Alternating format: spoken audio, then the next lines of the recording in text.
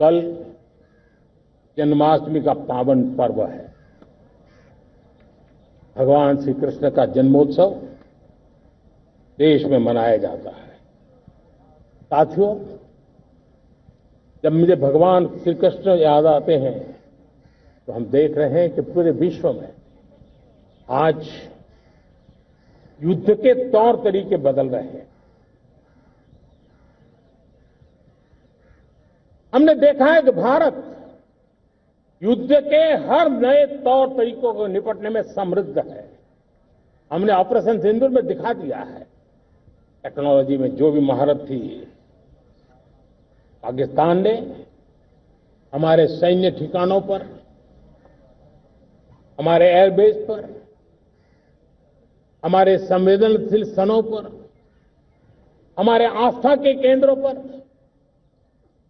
हमारे नागरिकों पर मिसाइल्स, ड्रोन अनगिनत मात्रा में उन्होंने वार किया। देश ने देखा है, लेकिन देश को सुरक्षित रखने के जो प्रयास पिछले 10 साल में हुए हैं, उस ताकत का परिणाम था कि उनके हर हमले को हमारे जाबाजों ने और हमारी टेक्नोलॉजी ने तिनके की तरह बिखेर दी।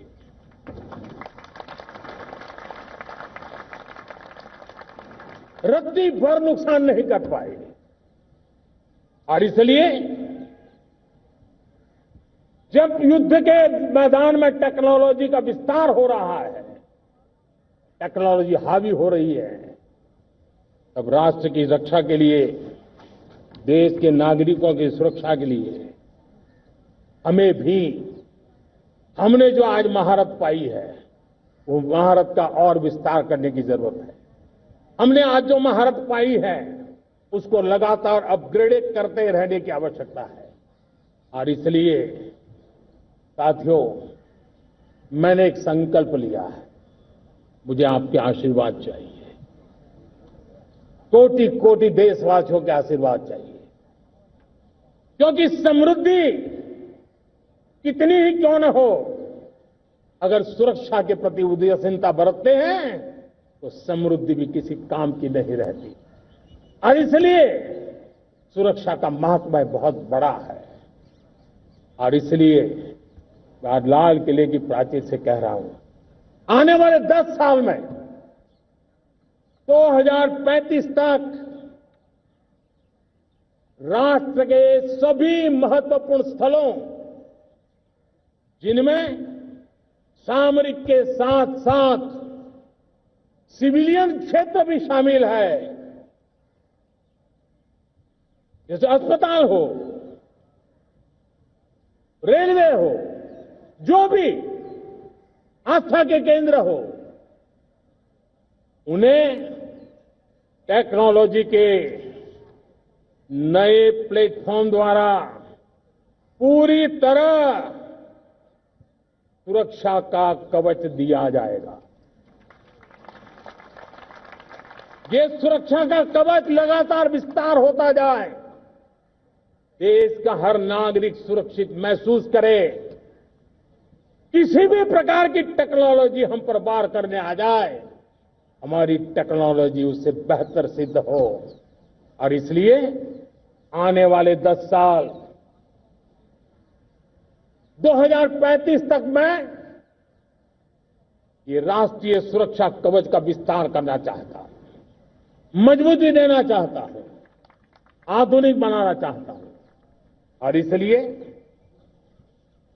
भगवान श्री कृष्ण से प्रेरणा पाकर के हमने श्री कृष्ण का जो सुदर्शन चक्र था, उस सुदर्शन चक्र की राह को चुना है। आप में से बहुत लोगों को याद होगा, जब महाभारत की लड़ाई चल रही थी, श्री कृष्ण ने अपने सुदर्शन चक्र से सूर्य के प्रकाश को रोक दिया था और दिन में ही अंधेरा कर दिया था। सूर्य प्रकाश को सुदर्शन चक्र से रोक दिया था। और तब अर्जुन ने जो शपथ ली थी जयद्रथ का वध करने की, उस प्रतिज्ञा को अर्जुन पूर्ण कर पाए थे। वो सुदर्शन चक्र के पराक्रम और रणनीति का परिणाम था। अब देश सुदर्शन चक्र मिशन लॉन्च करेगा।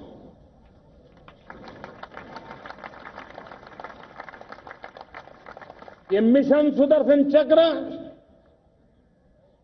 एक पावरफुल वेपन सिस्टम दुश्मन के हमले को न्यूट्रलाइज तो करेगा ही करेगा, लेकिन कई गुना ज्यादा दुश्मन पर हिट बैक करेगा।